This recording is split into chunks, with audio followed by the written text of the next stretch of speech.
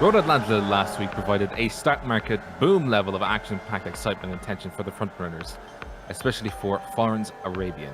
A third-place finish after an almost four-wide situation on the last lap may mark future racing for the very skilled championship defender, as he looks to retake the initiative away from Neil Sinkowski.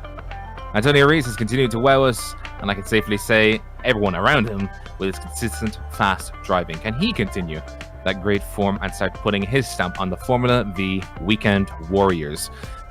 You'll find out here, so stick to your TVs, YouTube apps, and eyes to the Global SimRacing Channel to follow along with us for round 3 here at Oran Park. Hi, I'm Robert O'Brien, and with me this week is Ryan Walker. The director behind the scenes is going to be Joe Pink, and he's using cameras provided by Ducky Beard. While Oran Park is no longer with us in the real world, thanks to the reservation work at iRacing, we're still able to race around this quite brilliant track. We'll go to our track guide to learn more about it.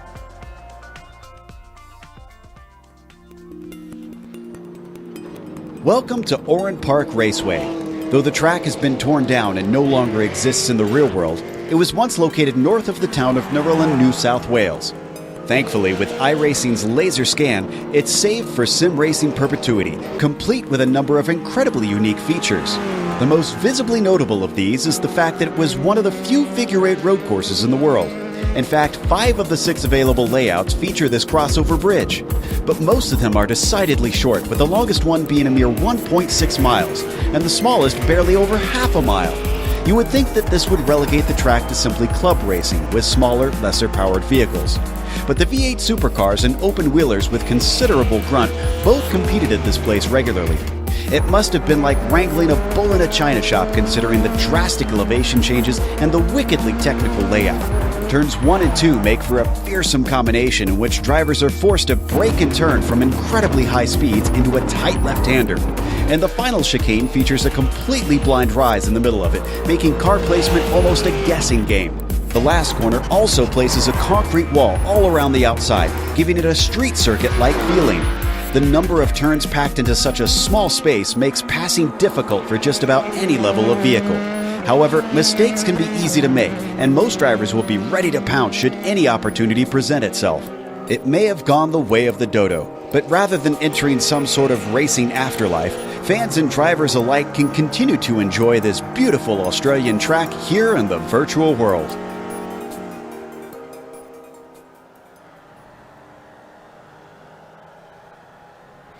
So, Ryan, you said before we started this broadcast that you love this track. Maybe talk us through why you love it so much and bits about the track that you find interesting.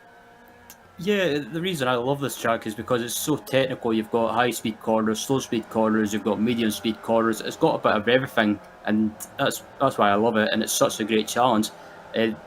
This is a 12-turn track. It's 1.26 miles in length, or 2.61 kilometres if you prefer using that.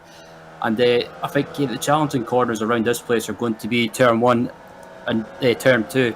Turn 1 is being the sweeper, turn 2 follows the Coca-Cola corner, and also turn 3 you've got the Shell corner, or the Shell hairpin as I prefer to call it. It's just got that challenging factor to it, and I think with these Formula V cars, today it's going to be a fun challenge, but it should be also great racing. Absolutely. We can't wait to see how the drivers will take care of it. But before we do, I'd like to talk to you about our sponsor, 42 Stitches. 42 Stitches offers custom embroidery and full color heat transfer. Put your logo on shirts, hats, jackets, and anything else you can imagine to promote your business and organization. They also have just recently expanded their capabilities into vinyl graphics. So put your company logo on your vehicles, great signage, or hand out stickers to potential customers, creating brand awareness. Check them out at 42stitches.com and let them put together a package especially for you today. Now we're just in the middle of qualifying here, but we also do have plenty of drivers because it is just straight up full-on qualifying, as we just saw. Florence Arabian taking the fastest lap. He's just pushed himself ever so faster to a 1:18.087. Antonio Reis is actually in second place, so credence to what I said just as our intro. Again, very fast indeed. He's going out for another lap. They'll have 5 more minutes of this. It's a 30-minute qualifying session. What are the drivers, if they've set their laps, are they going to try and bank lap this time around, Ryan? Yeah, I think around this track, some drivers like to try and put in a banker, maybe just try and get a time in and not worry about trying to be quick or close to the front. Maybe just get a banker in and then you don't have to worry about it from then on. But looking at fifth place at the moment, Mihail Vucinic coming across the line now to complete his lap, and is he going to improve? No, he doesn't. And also another thing is to mention as well, the pit entry here is actually quite harsh, as we saw last season. David Gaspers having a bit of an issue and having to reverse through the pits to get to his pit stall, which was I think one of the highlights of season 1 for the Weekend Warriors. But you know, with qualifying being as long as it is, you say it's a good idea to get those individual corners down round for the race pace and get that pit entry done. Yeah, absolutely. I think qualifying as well, if you're maybe on an in-lap, it's always good to practice a pit entry and also practice a pit exit as well, just to be aware of the cars coming up behind you and just being on your toes, if you like.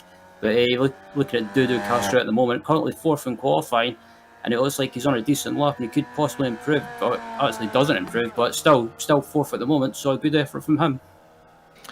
It's a good effort from everybody all around this time around, and he's actually got a very nice sort of throwback to the current Williams livery. It's very nicely put together on that car, even though the Formula V's don't have nearly as much complex and wing arrangement as the modern day Formula 1 cars do, but still has the same concept. So we see Tom Gradwell, part of the Masters class, attempting another fly. He's actually not going to have a great lap this time around, so he's putting in the banker, trying to go around one more time, and you just see it.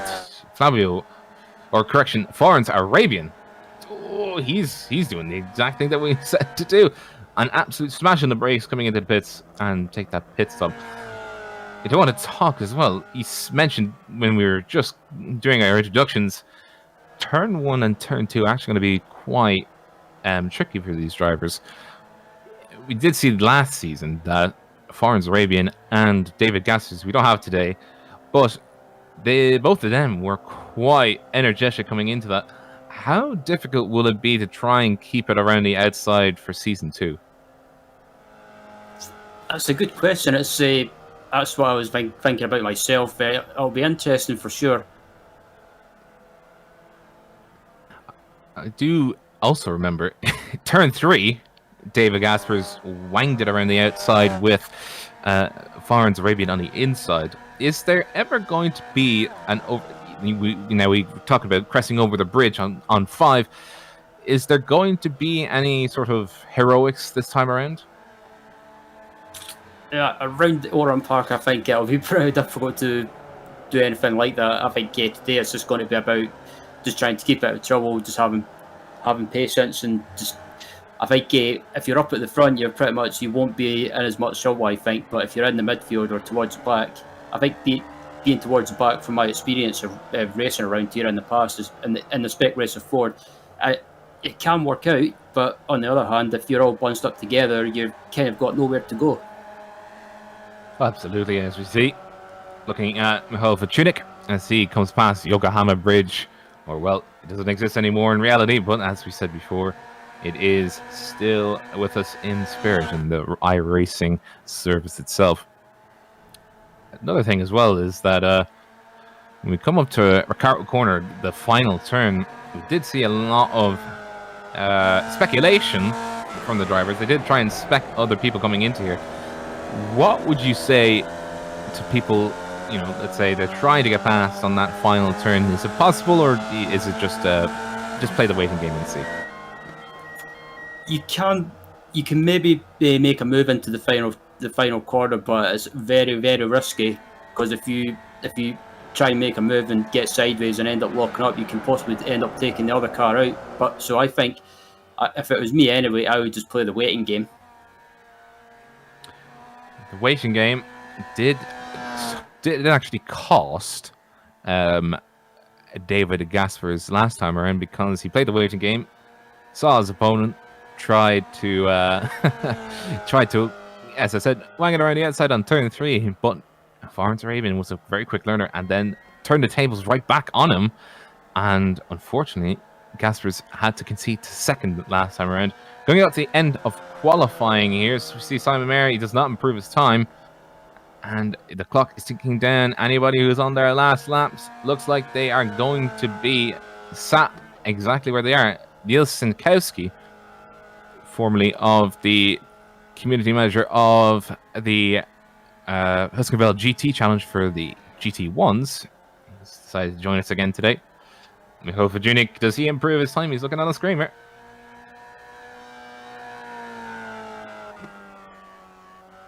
He does indeed. 0.2 of a second as I clocked it in, but not enough to improve his position, and that's it. He can't do another lap. Antonio Reis, does he improve? Well, his timer says otherwise. I think he is going to stick where he is with a 1:18.293. Leroy Coppage with a 1:18.936. Does he have the legs? He has to get into better zones because he is stuck quite in the middle of the field. He is going to have a time battling for the Masters class as the car number for the Antonio Reis, and he does not improve his time. And Antonio Reis is in second, so he's got quite the gap. Does Niels improve his lap time? He did have one more lap to... Oh, and well, that's a wall strike. That is not going to be it. So instead, it's time for pit practice, and you can just see how much they smash on the brakes, and you can just see how much the car sort of veers to the right just because of the way the pit stop or the pit entry is. Is that going to be a risk factor for these guys? Quite possibly. I mean, if you try and carry too much speed into the pit entry, I mean, some drivers don't want to lose too much time, so they try and carry as much speed as possible. But if you get running that pit entry, with it being narrow, you can possibly clip those tires or even slide into the wall. And with qualifying coming up to the end, we do have the preliminary results coming up on your screens. Correction, it's not going to be the results. It's actually going to be the current standings in the championships, with the S1s or the Pro class sitting with Florence Arabian with 188 points, and Niels Sinkowski with his win last time around at Road Atlanta, putting him just 10 points behind. Thomas Renders, who got promoted because of his victory in S2 last season, he's actually doing very well with only 35-point deficit. Greg Stefani and Myro Haraski is just sitting behind. They have potential. It's still very early in the season, but we wait to see. How is the S2 looking, Ryan?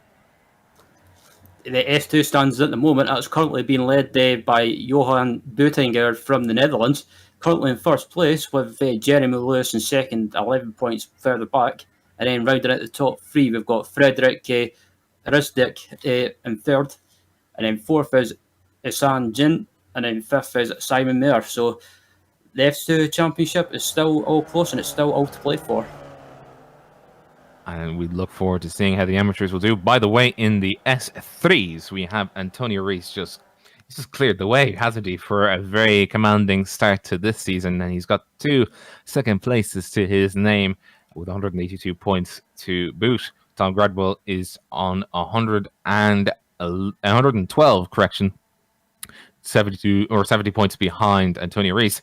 Jeff Cantor, 107 point deficit, and Leroy Coppage, he's actually only 5 points behind Jeff Cantor, but Kurt Nune almost 157 points behind Antonio Reis. So we're looking forward to seeing how they will do.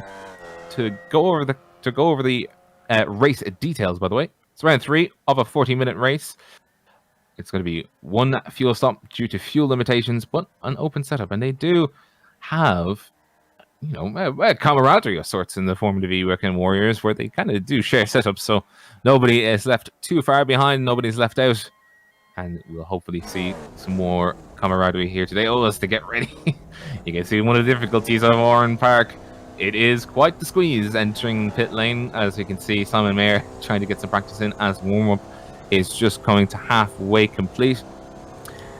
Now, one thing I do want to ask, Ryan, is would it be a possibility that more than one driver pits at the same time? I know it didn't happen the last time, where there were more sort of single file into pit entry.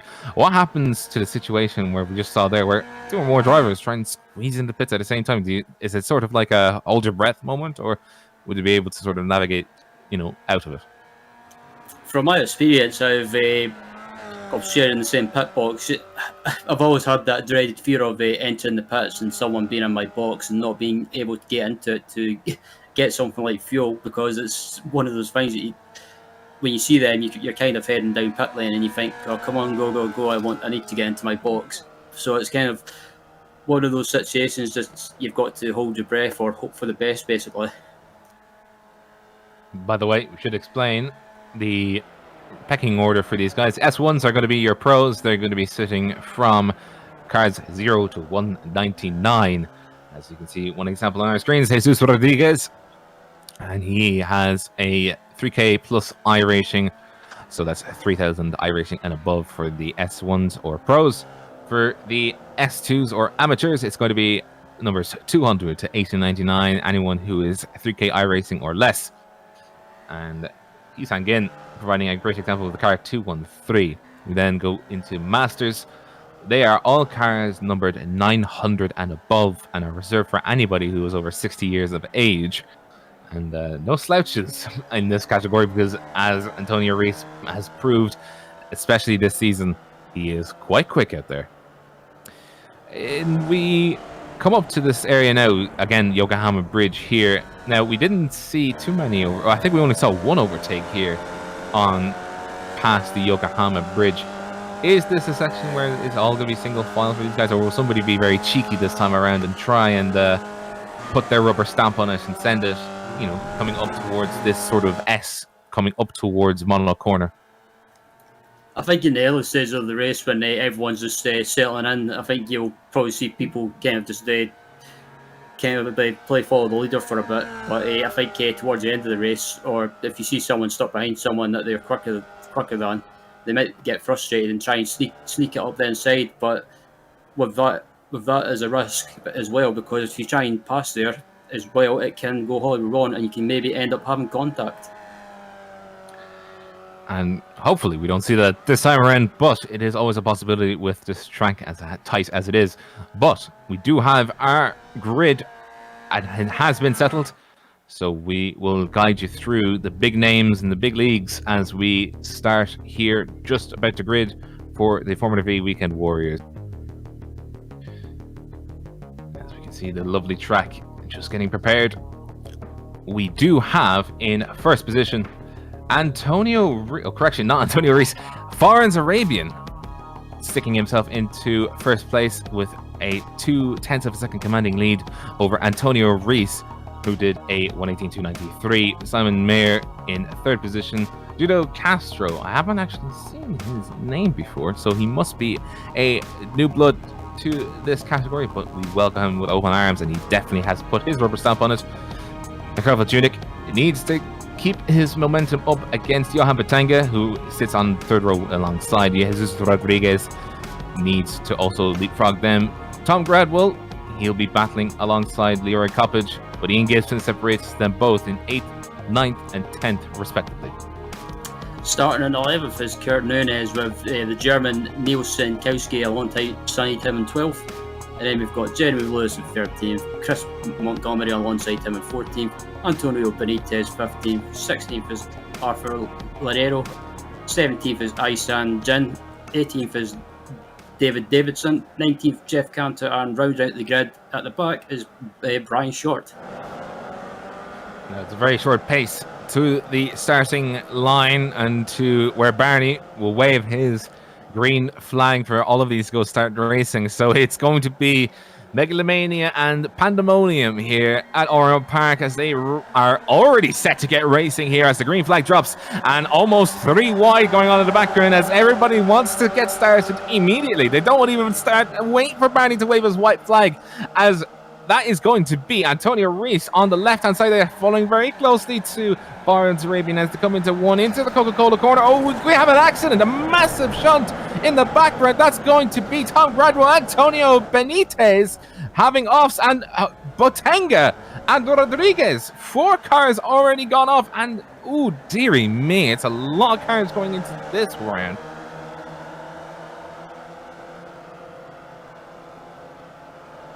Yeah, and another driver involved in that incident was Neil Sinkowski as well. He went flying.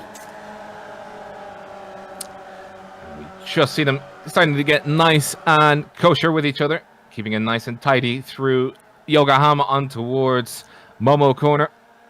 And you can just see the gap that's building up already. Farns Arabian making no bones about it. He is gunning it immediately and trying to gain the gap that he so needs to start pushing against the challenge that Neil Sinkowski has provided. And with that as well, he has actually got Niels, who just gained 4 places. David Davidson, by the way, on that 1 lap alone, gained 10. So I'd say he's pretty chuffed with that. But Antonio Reis providing all of the stops. And I just see, that's actually the question I wanted to pose to you as well. Does the likes of Antonio Reis... we just see, by the way, Farns Arabian has gone off the track. It's all gone wrong. Turn 2, he slid off the track, and Antonio Reis is now your lead.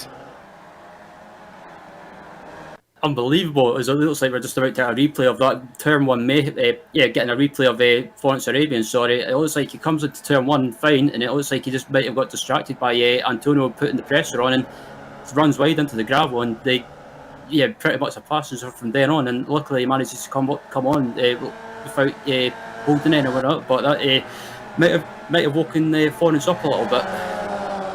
Yeah, Farns, he is not one to partake in mistakes, and that's a very out of left field mistake to come from him. I'm very surprised that he didn't make it, but he is human like all of us. He can be erased into making a mistake, and he did. He went too wide, and now has got the mountain to climb because he's ever closer to the guy that he is battling for the championship, which is going to be Neil Sinkowski behind. And we do want to also discuss how the start unfolded, because an absolute pandemonium start that was, and I don't think we fully grasped how much carnage actually took place. You can just see here in the middle of the field, just cars everywhere, and we just see, I think this is going to be the sort of electric shock that happens, and you can just see cars going around the car. That's a car 757. That's going to be David Davidson, who had probably the front seat into everything and probably was squirming in his seat there, Ryan, as he was trying to navigate everything around. Yeah, absolutely. I was just watching his onboard as well from the front in-game, from my view, and just looking at the onboard of Tom Gradwell as well. I think he just got squeezed slightly, and he had nowhere to go, and unfortunately Neil Sinkowski was an unfortunate victim in that accident as well.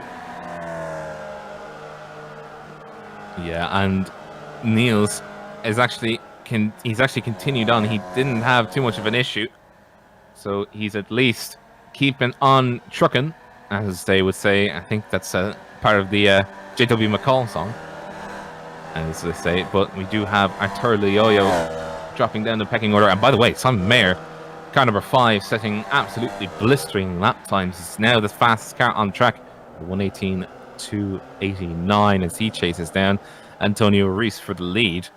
I'd say Antonio Reis is probably beside himself with how well his start went. But the question I wanted to pose was, does Antonio Reis keep going for it? Does he, I mean, he's got every right to, but should he go for the overall sort of top of the podium kind of finish?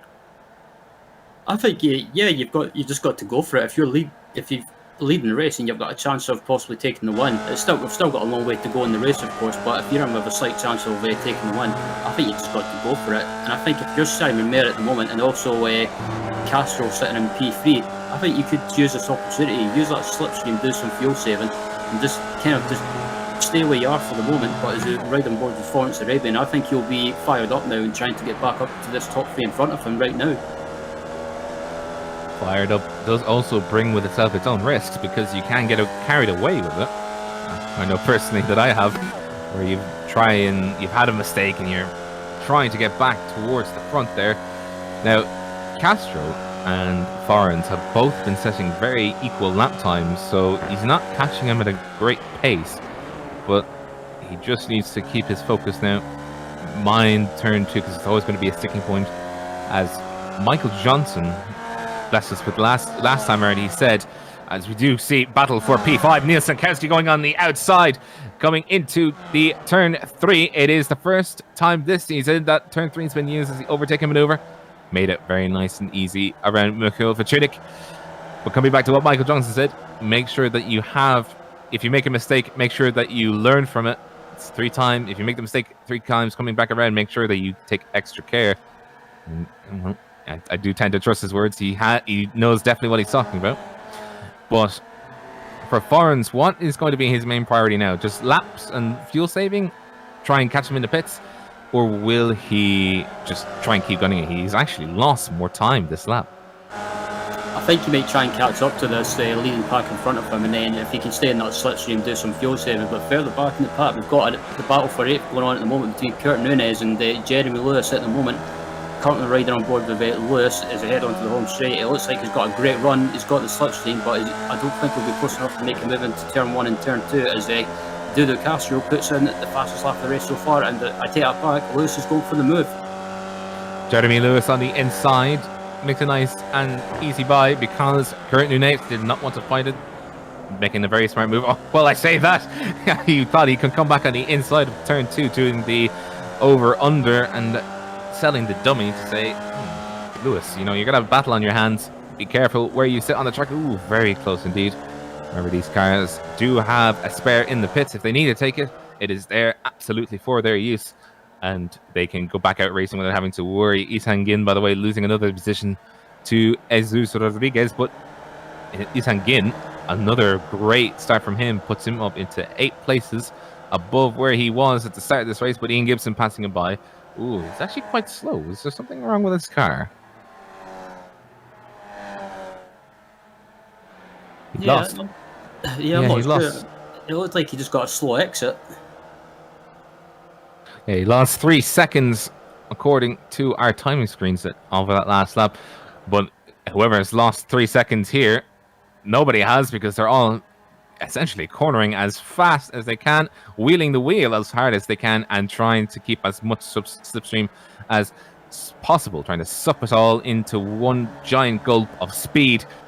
And it's going to be Simon Mayer who's in the clutches of Dudu Castro as they come into turn 3, keeping it nice and tidy as always. I think that's the main thing about the Formula V's. Tidiness is actually the fastest, not just outright carrying speed. Keeping it tidy, I think. You know, what are your thoughts on that, Ron? Yeah, I agree. I think being tidy and being smooth with this car, it definitely rewards you. I find if you overdrive this car, it doesn't seem to be very rewarding. But looking back from the rear of Antonio Reyes at the moment, looking back at the Mayer and Castro at the moment, I think they've lost a little bit of touch to Antonio. So I think Mayer and Castro battling away ever so slightly is just costing them ever so slightly. Antonio Reyes again leads his race. He is now led the race for 6 of the 7 laps, going on to 8 laps now, or to 7 laps now, as they come over the line into lap 8 of 31 prospective laps around here. 10 minutes just coming up by, and we just want to jump back into 7th position. Jeremy Lewis and Kurt Nunes both have passed David Davidson, who is slowly starting to fall back, but these two of Lewis and Nunes just decided maybe we should battle between ourselves as well as overtake Davidson. So they've been at each other since the start of the race and since turn 2. I'd say Jeremy Lewis has got his work cut out for him for the next 30 minutes. Yeah, quite possibly. As it looks like someone's dived into the pits now. It looks like it's Isan Jin in 16th place. So maybe deciding at this. Oh, he had damage actually. I thought he pitted earlier, but it's just been confirmed that he had damage. He's going to take his spare, and he's in the pits for quite a while. 13 seconds. Now I do know from last season, around Oran Park. They were aiming for about 10 seconds in terms of pit stops for fuel. Now, I don't know what parameters have been changed, if any, but Isan Gin, the first of those to duck into the pits. He also took his fresh new car and some fuel and decided to go back out. Now, Niels has not shaken off the car number 314 of Michael Vajunik, as Michael Vajunik is also going to try and place his rubber stamp on any move. And oh my goodness gracious, that is going to be Michael Vajunik overtaking Niels Sinkowski on turn 2. Yeah, that was a great move. I don't know if that was planned or not, if he just braked too late, but nevertheless, that was a great move. It was fantastic, and it was very opportunistic, but he managed to pull it off. And right on board with him now, looking on the replay, heading into turn 1 and turn 2. It looks like Sinkowski it looked like he had it covered, but then again, it looked like he was just caught napping. Kept it wide, but Michael Vajunik was very, very, and we just see, by the way, not only did that happen at the same time with this, Florence Arabian overtaking Dude Castro, as Castro, coming around turn 4 into 5, lost the rear end and has now got all the work to do. 10 places up, turns into 9. Florence Arabian getting past, but Florence is actually still losing the front end of these guys. He's now 3-second gap behind the next car above, Simon Mayer. So should he just fuel save at this point? If I was him, I would definitely fuel save at this point of the race. I mean, we've still got about 27 minutes left in this race, so I think just fuel save at the moment. But they've behind this leading pack as well, we've got the battle for 5th place still going on between Vajunik and Sinkowski. And is Sinkowski going to try and repay the favour and send it? Nope, he's going to stay behind. Sitting behind, making sure that he can come back and get back that 5th position. He'd be wanting Florence Arabian closer to him as much as possible, but the gap between Michael Vajunik and now Florence Arabian is about 5 seconds, so it'll take a unfortunate pit stop for Florence Arabian, either through entry or through stuck in the box, for Sinkowski to really start battling with Florence. As of last week, remember, in Road Atlanta, he really didn't have a great pit stop with Florence, or he had issues on the track and just got caught up with a battle for 3 other drivers as Niels and Antonio Rees were battling between each other. And by the way, Simon Mayer, I think he's actually sticking glued to the back of Antonio Rees' car. He really hasn't sent any moves. He hasn't really done much apart from fuel save. I mean, I'm pretty sure that Mayer has got this one all wrapped up if he can continue to put in great laps and fuel save as well as possible. Absolutely, and Simon Mayer, he's won a race in this league before, from what I remember. I think it was Motorsport last season. He won a race by pulling off a perfect fuel saving strategy, and pretty much left the rest of the field in his dust for the rest of the race. But at the moment, having a great race again in 2nd place and in the perfect position to fuel save using that slipstream. But they've got a lap car in front of them coming up shortly, so this could play a factor. And it was a factor in the last time we were here. That is going to be, I think, Antonio Benitez. Sorry, no, it's going to be Isan Gin. Apologies. That's going to be the next car by. He's already taken his pit stop, and he's slotted behind Tom Gradwell, who also took a pit stop for fuel and pulled over to the side of the road to let the cars by. Just didn't want to get in their way. So not a factor this time around. On board with Simon Mayer as he tries to look. Oh, he lifted. Massive fuel saving here from Simon Mayer. He sees the sort of bigger game plan for him is to try and fuel save as much as possible, let the car run for as long as possible, or make the pit stop when there's a gap in the road. It's not really, they don't have the biggest fuel tanks in these cars, but it's still very, very powerful. On 14th with Arturo Lorenio, or Lariria. My pronunciation's not on point today, but his racing he is still having to battle, given the fact that he had to avoid quite a lot of carnage on that first lap.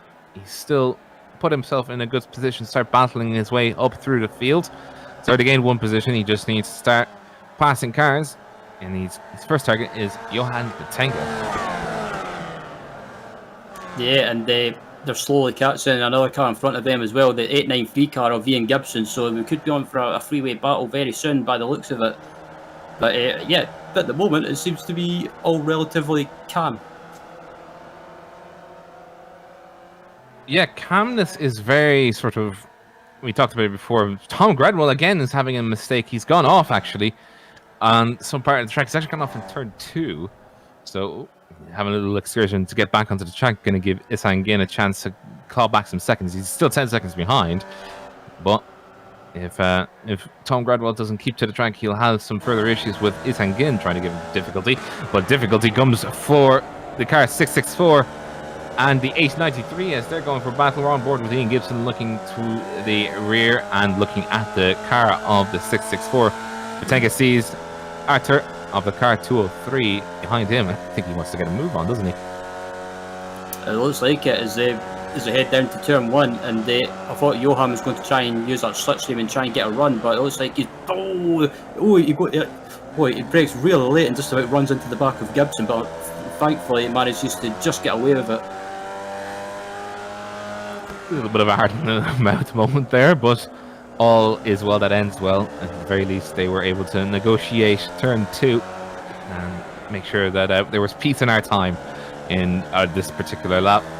But I'm pretty sure Johan is kind of wanting to get past and start putting in some quick laps. He was actually quicker by 0.4 of a second that last lap to Ian Gibson, so I'd say he wants to get past. He does look like the kind of guy that is filling up the mirrors, doing the classic trick of annoying the hell out of Ian Gibson with putting himself in the mirrors.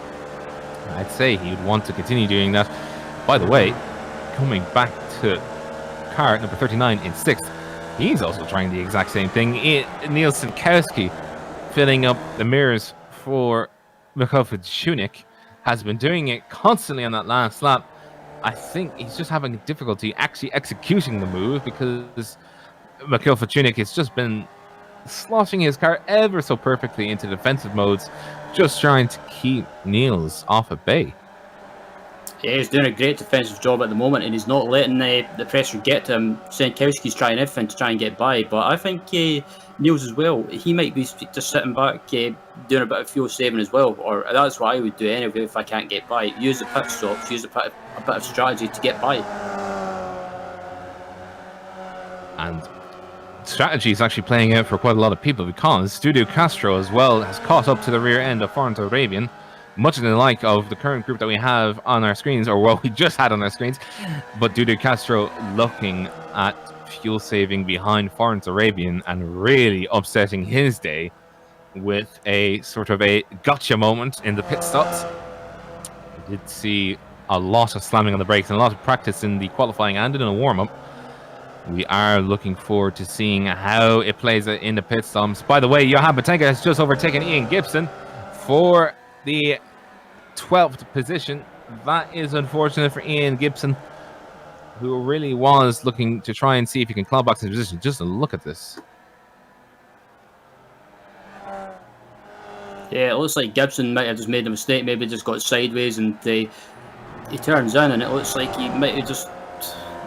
I don't know if he might have got a slowdown possibly and had to let Batenga by. Just see oh, that's a little bit of a course cut there. A little bit of a cheeky move there by Batenga. And Batenga has actually handed a position back just as we're coming back to it. He's not handing the position back. He just went wide coming into turn 2 and then sort of having to defend that position from Ian Gibson to turn 3. And oh dear, he may... it's the cork in a bottle really between these two because there's 2 other cars behind him. By the way, Simon Mayer and Dudu Castro coming into the pits. Yeah, I was surprised that Mayer's pitted at the moment. I thought he would have tried to go as long as possible. I think he might be trying to do an undercut and Antonio Reyes. Now there is a gap between Ian Gibson, but they're not going to get that. I think they're aiming for the gap between David Davidson. David Davidson himself has also just come into the pits. Oh no, David Davidson! He's actually crashed coming into the pit. Oh no! He crashed. He locked up coming into the pits. We're just going to have a quick look at that. Oh, after running so well, it's all gone wrong for him. Look at this. Coming into the pits, just struck the outside wall. This is what we were fearing. And, oh! Yeah, and that's the danger I was talking about at the start of the broadcast, that if you try and carry too much speed, that sometimes because you're having to slow down so quickly, it can make the rear end snap, and unfortunately David found that out. Now, every single rest of them will, or at least some of them will have seen poor David Davidson. Oh, my heart goes out to him because he really did have a great thing going, and because he had to tow, because the suspension was broken, the car wouldn't turn, he had to tow, so all of his great work has become undone. And now we have this guy released. Florence Arabian has been released. He's got a clear track ahead of him, and so he can race under his own terms and start knocking down laps. As, by the way, Niels Sinkowski trying to pass Michael Fitzunic. We can see there on your screens the lap comparisons between Antonio Reese and Florence Arabian. Oh, that is going to be Michael Fitzunic on the outside, trying to defend, but he didn't have the legwork to be able to keep it going around the outside. And Niels slips on by into third position. They will have to pit, so this is going to happen for them if they continue this, I think. Absolutely. It's been a great battle between these two for pretty much most of the race so far, and I think Sinkowski might just pull away as it stands, but I don't think Fitzunic will give up by any means. And I don't think he is, because he is going to try and claw back some speed, as he is only 0.2 of a second behind. But our cameras and our eyes are focused on this. The man of 914 car fame, Antonio Reese, has been putting in some great laps. He's actually 0.3 of a second faster than Florence Arabian on that last lap, or correction, 0.2, just under 0.2 faster than Florence Arabian on that last lap. Florence is actually, he's slowing down according to the pace monitor on that last corner. He's actually 4 seconds. He's lost some time. What happened to him? Yeah, I was about to ask that myself, and I'm just looking at the front runners as well. It looks like Fitzunic dived into the pits as well, and another car as well. Fitzunic into the pits, Croonin in the pits, Ian Gibson into the pits. Everybody's coming into the pits. Everybody's trying to get them fuels put in, get them absolutely brand spanking new cars if they need it into the race as well. All of the top runners, so all the top 10 have not taken a new car. They've just taken fuel. That's it, and they've avoided the mistake that poor David Davidson had made, which was having to take a pit stop. Antonio Benitez has towed, by the way. He's now probably going to need to retire the car. He's already used his spare. On your screens now is going to be the battle between Niels Sinkowski. Oh, correction. Niels Sinkowski and Jeremy Lewis. I thought it was a battle between Niels Sinkowski and Michael Fitzunic, but then I remembered Fitzunic already pitted.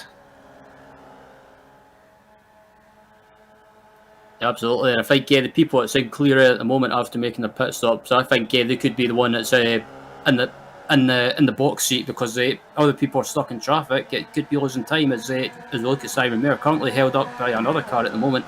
And it looks like he's making a move heading down to turn one. It looks like he's going to pick up another position heading into turn one, and yes, he does. Slotting in ahead of Jeff Cantor. That was the car number 944, who is yet to pit. I think Simon would want to get past him quickly, and that's going to be a lapped car ahead of Simon. Another car that needs to be cleared. Blue flags will be waving for him, but as we all know, on their iRacing service, blue flags are advisory and they're not mandatory. But with a good spirit of the Formula V Weekend Warrior guys, they usually skip over to the left or to the right as per safety and let the cars by. But it's actually going to give Simon Mayer a little bit of a boost while he tries to catch back up to the lapped car. And again, Antonio Reese still putting in good laps. He's now comforted by the fact that there was some mistake by Florence Arabian on that lap. I can see it there, lap 18. 1.6 seconds. Goodness gracious, what's happened to him? Yeah, I wonder if that was a mistake and he might have just ran slightly wide in turn 1 or turn 2, but as I look at the 914 car of Antonio Ruiz at the moment, still leading the race and still to make his pit stop, I think he's trying to stretch the field out as long as possible, but I don't, just something tells me that might be the wrong call. Jankowski passed by Jeremy Lewis. Don't think he would want that at all. Want to keep it nice and simple. Just race his own race. Oh, correction. No, sorry. That was not a pass by Jeremy Lewis. He still sat behind. I think I read the text wrong. And just a little bit of a issue for Johan Batenga as he comes to the pits.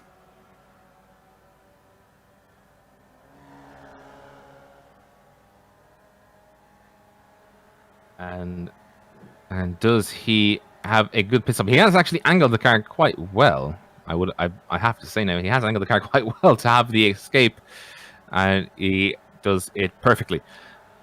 And unfortunately, passed by Tom Gradwell, but ahead of Ian Gibson, so back out he goes.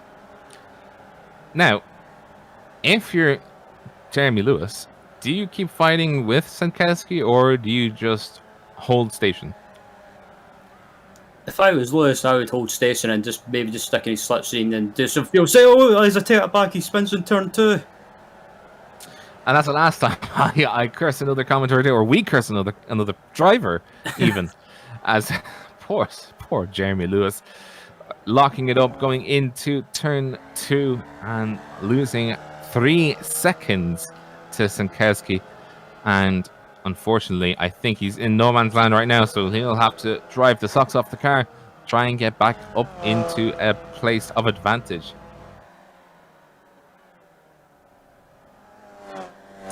Now, we do have Castro on your screens. Castro, overall, I think he is actually with parity, if my napkin maths is correct, just on the last 5 laps alone, not including the pit stop. Castro did have a good time on lap 18, but he has actually lost 2 to 3 tenths over the last few laps. And if he continues that, he's actually going to be in a worse off position to Florence if this continues. But it's not over yet, I don't think, because Jankowski's in the pits. Ryan, if you're the kind of guy that has to do the long haul, or sort of the overarching sort of math and strategy, are you focusing on lap times, or are you focusing on just targets, positional targets? I think I do a bit of both, like try and keep the pace up, but also save a little bit of fuel at the same time as well. Not lose too much time in the pit stop, as it looks like Vasunik is coming around the final corner, and it's going to be close. I'm just keeping an eye on Jankowski. Is Jankowski going to jump him? I think he is. Jankowski, an absolutely blazing pit stop, 9 seconds versus 14. I think Jankowski's gonna be very happy with that, and he's with Dudu Castro. Castro absolutely didn't see that one coming out of the left field, and I think Jankowski is pretty happy that he is where he is, because if he can pass him, oh no, a little bit of contact there. Well, I think this is a part of the race, Robert, where after the pit stops, where it's pretty much the gloves are off. Oh, absolutely, yeah. Just going to have a look at that again. On board with Dudu Castro, as he saw on his right-hand side. Wait, there's a car there? Oh, no. Hang on a minute. That's Neil Jankowski. It's that Team O'Clock moment for us. And, oh, yeah, just a touch of the wheels. Oh, dear. That could have been a lot worse. Quite possibly could have been, and luckily they got away with it. But Castro, fair play to him, he's managed to get his head back together, and he locks up ever so slightly into the final corner. If he might be able to get a run on Jankowski down the home straight, but yeah, that incident, it could have ended up a whole lot worse.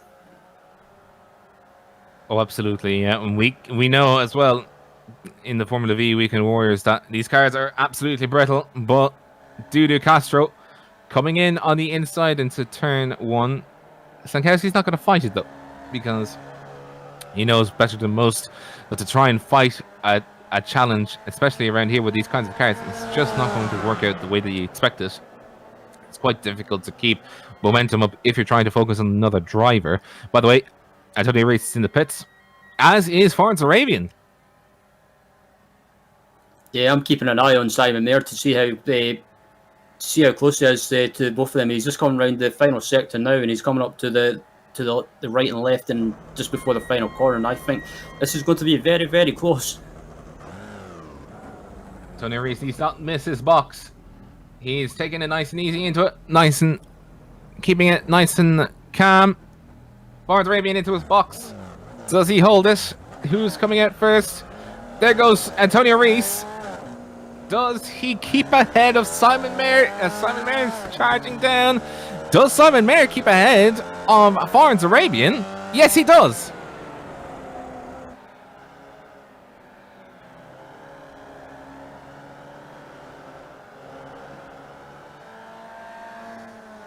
And I think if you're Simon Mayer sitting in second now, this is pretty much the stage of the race where you say, right, this is the time to go for it.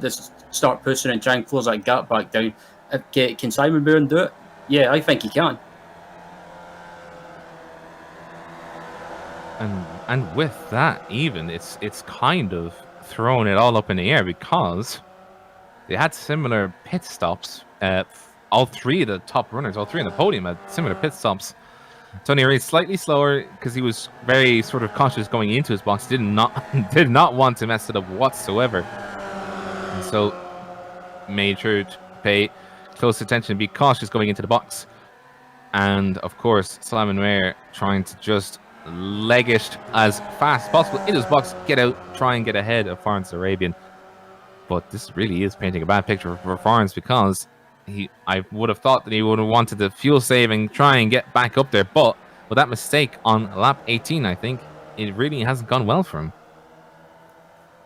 Yeah, I have to agree. And I think Simon Mayer, I think he's slowly closing that gap down, back down to Reis. Let's see, he gets a bit sideways in turn 2 and just manages to hold it. So it definitely shows us that he's absolutely pushing. And as you said, Ryan, overdriving the car, it can lead to damaging consequences, and it can lead to issues where your car starts sliding. Have we seen that from Simon Mayer now that he's got within 2 seconds of Antonio? Is he trying to overdrive the car maybe? It looks like it, and I think Simon just needs to kind of just cool down, get his head back into it, just focus and try and close the gap down to Antonio Reis. But that little mistake in turn 2 as well will certainly woken him up a little bit. Now, with the napkin math being deployed, if Florence Arabian had not made that mistake on lap 18, he would have been only 0.3 behind. He would have been right up to Simon Mayer and only 2 seconds behind Antonio Reis.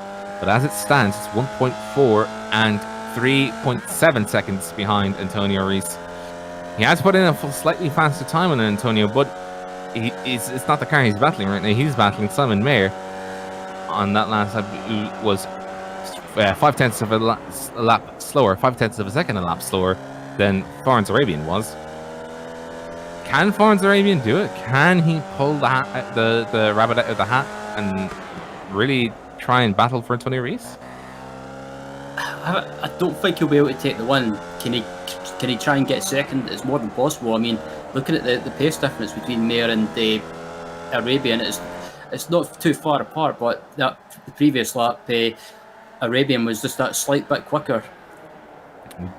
And we just have a look at Vachunic as a difficult race for him now starts emerging, as he actually had a mistake going into turn 2. We can just see here on the replay, and that was the order as they were. That was going to be Mirko Vachunic, Kurt Nunet, and Jeremy Lewis in order on your screens.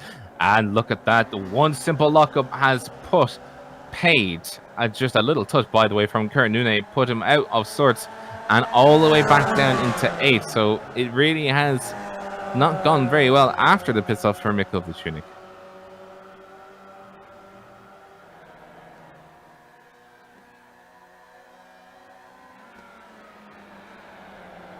And again, coming around for another lap. 5 minutes left to go. So 4 laps speculative. The current situation is as follows. Antonio Reis leads the race with Simon Mayer in second. Florence Arabian in third. And now we have this group being behind Ian Sinkowski and Duda Castro, as we see. Kurt Nunes trying to battle. Oh no, what? very, very weird. I thought he would have made a move there, Jeremy Lewis, on the inside, but he didn't.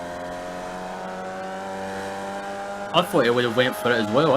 He had the perfect opportunity to try and go for the move, but I think he was maybe just a bit hesitant. Maybe he didn't want to try and take a risk in case there was contact. But I think you might just be waiting until maybe the last lap to go for it, as it looks like we've got 4 minutes remaining in this race as it stands. So maybe Lewis is planning what he's going to do in maybe the final couple of minutes or a couple of laps.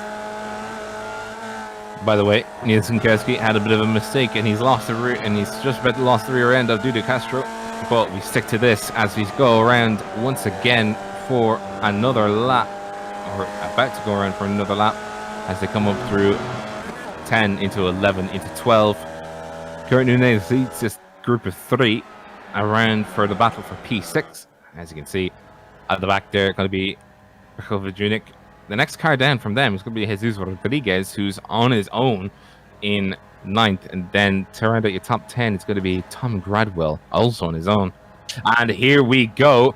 It didn't go the last time. He didn't go the last time, but now he has executed the move. This time around, he is going to be Jeremy Lewis making the move on the inside of Kurt Nune on lap 28. That was a great move. He managed to get the perfect exit in the final corner and get that run down the home straight, and managed to get up the inside into turn 1 and turn 2 and get the move done. And he didn't do anything silly as well. He didn't have any lockups and managed to get it slowed down just enough. And yeah, pulling away now by the looks of it. He needs to hold it together. He needs to make sure that nothing goes wrong from here on in. It'll be a great result if he can keep it. He started 8th and he's now in 6th. By the way, I forgot, we never talked about the weather. I would imagine out there it is actually quite a bit more difficult for these guys because it is 31 degrees Celsius and a quite strong wind for these kinds of cars. 23 kilometers an hour, 13 miles an hour to the south. And from my reckoning, I think... Oh, sorry, that's one of them just struck the wall there. I think that was actually going to be Jeremy Lewis striking the wall ever so slightly. I just about heard it, but he didn't actually strike it too much. But it was audible. He did just about strike the wall. And we're just going to see a replay here just confirm it. Redouble shuffle, a redouble check just to make sure. And yeah, he did. A little bit of a scrape there, but keeping it going. Yeah, in the battle for second place, Arabians has absolutely closed the gap down to Simon Mayer. So Simon Mayer, he was pushing to try and close the gap down to Antonio Reyes, but now he's having to keep an eye on his mirrors on Arabian behind. So it looks like Arabian could possibly take second place in the closing stages. We did say that it was always a threat if Simon Mayer started losing his way and stopped and started losing lap time to Forens. Forens just put in an absolute screamer of a lap, a 1:18.094. That is faster than his qualifying lap, I think. And just coming around now onto turn 3, it has all gone sideways for one Simon Mayer, the car number 5, as the car number 6 looks to threaten him for second place. Yeah, Simon Mayer, it looked like he was going to be the attacker with Antonio Reyes, but now he's being attacked, if you like, by Florence Arabian at the moment as we ride on board with Florence heading over the bridge. And if he needs to try and get a good exit in the final corner, try and maybe take a late apex, try and square the corner off, get a run as Simon Mayer's around. Oh no, Simon Mayer, he's lost control of the car, and in a no frill way. Oh, it's such a heartbreak for him. Lost control of the car, a little bit of a pressure applied from Forens Arabian, and Forens just able to pass him, and just poor Simon Mayer. Antonio Risto, the gap had extended, and he wins the I can't believe I'm saying this, at Oran Park. The car 914 from the Masters wins here, with Forens Arabian coming up in second.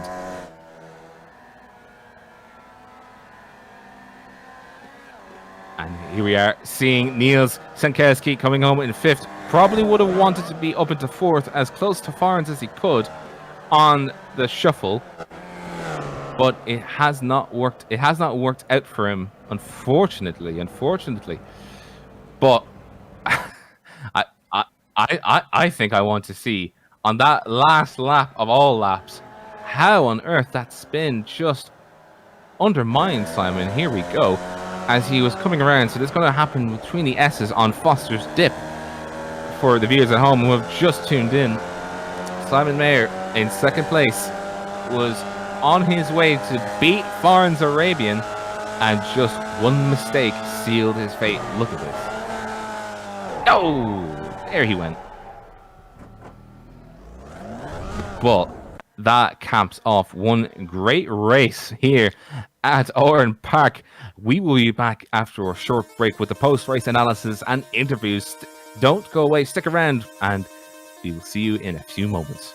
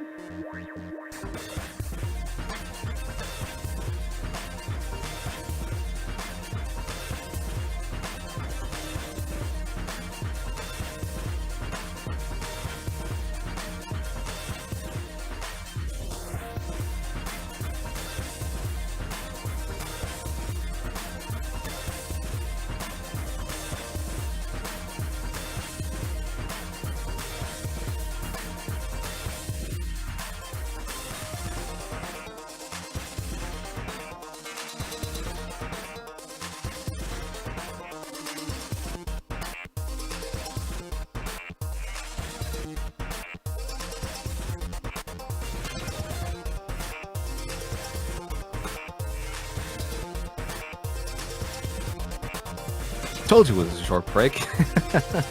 Welcome back to the Formula V Weekend Warriors here with the post-race analysis and the race results. Just coming up on your screens, Antonio Rees, after 2 second-place finishes, finally seals the deal, goes into P1 for the 914 car, and a pleasure to see him being so far up there and really taking the win. He was so tantalizing close the last time around, and it's great to see him up there. Farns Arabian in second place.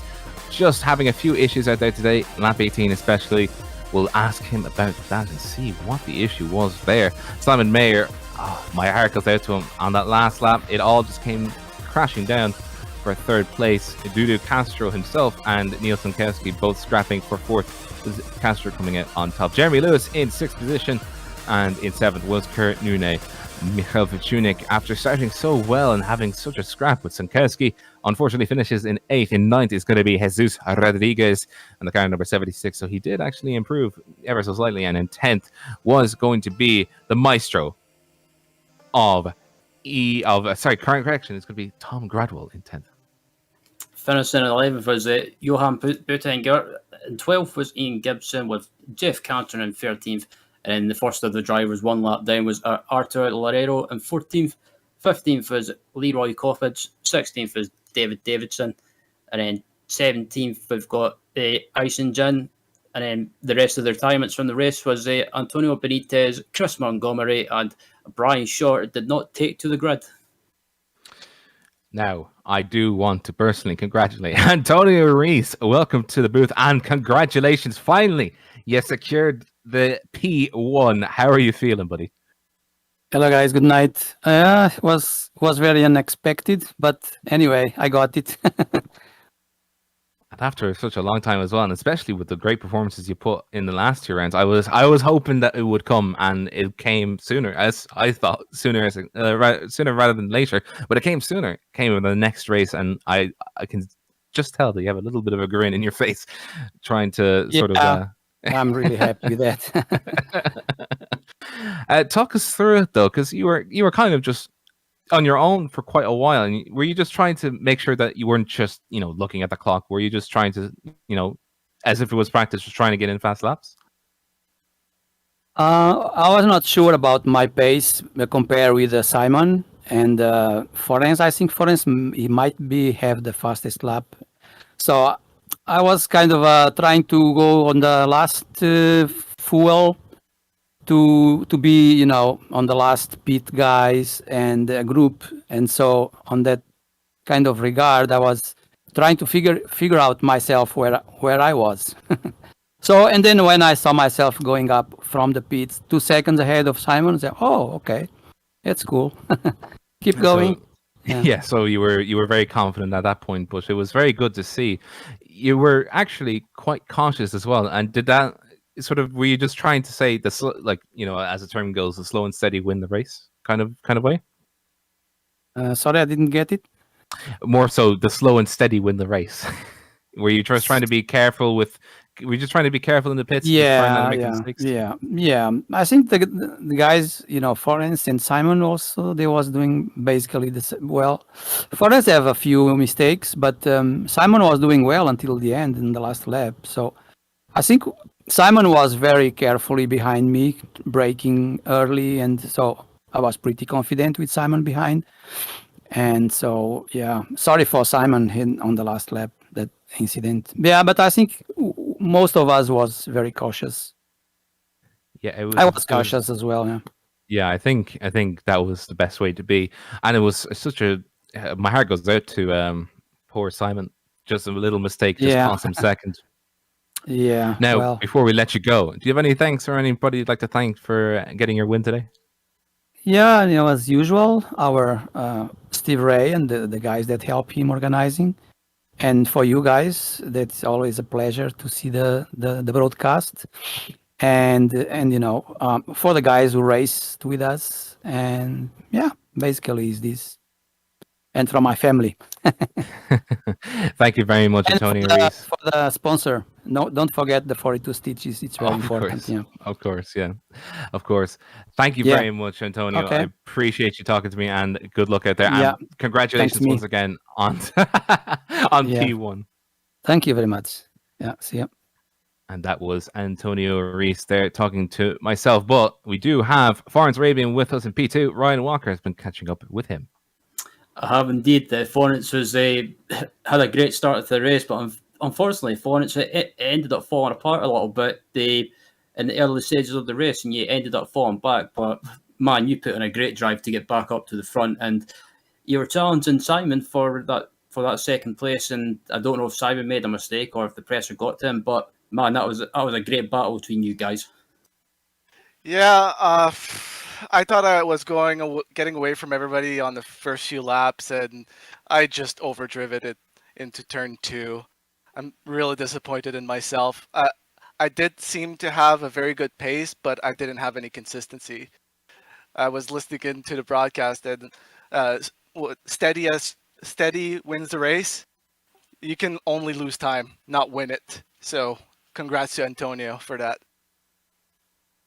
And then what was your mindset after making that mistake? Did you just say to yourself, just stay cool, just get back into a rhythm and just see how we get on? Or was it just basically try and put in as many hot laps as possible? What was the plan? My plan was to look at my split and try to keep it in the green as much as possible. And it paid off a little bit, but I lost it in a few moments here and there. You know, a mistake will cost me 0.7, but I can only gain 0.1 per lap. So that's 7 laps gone. Yeah, and the pit stops as well. We noticed as well that you came back out behind Simon as well. But what were you thinking at that point? Did you think, this is where I'll probably finish, say, in P3? Or did you realistically think that you could maybe try and catch back up to even Antonio and try and take the win? Or did you think that was maybe out of the question? The win was out of the question, but it seemed like my pit took 1.5 seconds faster than the other two, so I was back into the fight, and the only thing I needed to do was wait for a mistake from Simon and get into his draft. What happened was, on the last lap, I might have put too much pressure onto him, and he just clipped the inside of the S's and just pulled the car right. I'm glad that it was just a spin and not an impact between each other. And looking ahead to the next track next week, the Red Bull Ring, how do you think that track will suit these Formula V cars? Do you think it'll make a good combination? it's going to be a great racing track, but I think that everybody will have a chance to win as long as you wait for the last moment and pass on the last lap. It's really a draft track with these cars. And lastly, before we let you go, Florence, is there anyone that you want to give a shout out to? Oh, thank you guys. It's always fun to come in Saturday morning and have this race. And thanks to Greg for hosting it and Stevie Ray, obviously, for organizing everything. Great stuff. And again, congratulations on second place, Florence. And look forward to seeing you on track at the Red Bull Ring next week. Thank you, Ryan. As that was the second place finisher, Florence Arabian, joining us. And I have to say, Robert, that was a really great race, especially in the closing stages. That battle for second place between Simon and Florence was great stuff. It's just unfortunate that Simon had that issue, but nevertheless, it was still great to watch. Oh yeah, and it's a shame that it did happen. It didn't happen as well for Simon Mayer, but I imagine he will be back with us once again when we go to the Shoutout Legends RC next week. But hey, we'll discuss it as we go back over it next week with GSRC. But that is going to conclude this stream or this broadcast. Once again, we would like to thank 42 Stitches for sponsoring this race. Check them out at 42stitches.com and let them put together a package especially. And thanks to the companies that provide the software and hardware for our broadcast listed here on your screen. Especially, I would like to give a personal thanks to June Lund, who provides wonderful music. See the screen for how to get a hold of her great work. And thanks to the team today of Ryan, Joe, and Dougie. You can find more about GSRC at the Global SimRacing Channel.com or through our social media listed on your screen. Please check out the merchandising store. Go grab yourself some merch. Come on, you know you want to. At the simracingmerch.com/GSRC. Keep your link in the video description below. And don't forget to subscribe to the YouTube channel as well so you don't miss a moment here at GSRC. The next race, as I said before, is the Charlotte Legends Road Course on the October 9th at 3:45 p.m. EST. Same time as here, just a week later. We also have the upcoming races for the other series. This is on your screen, so go check them out. Mark them down on your calendar. Until next time, though, race clean, race hard, and we'll see you on the track.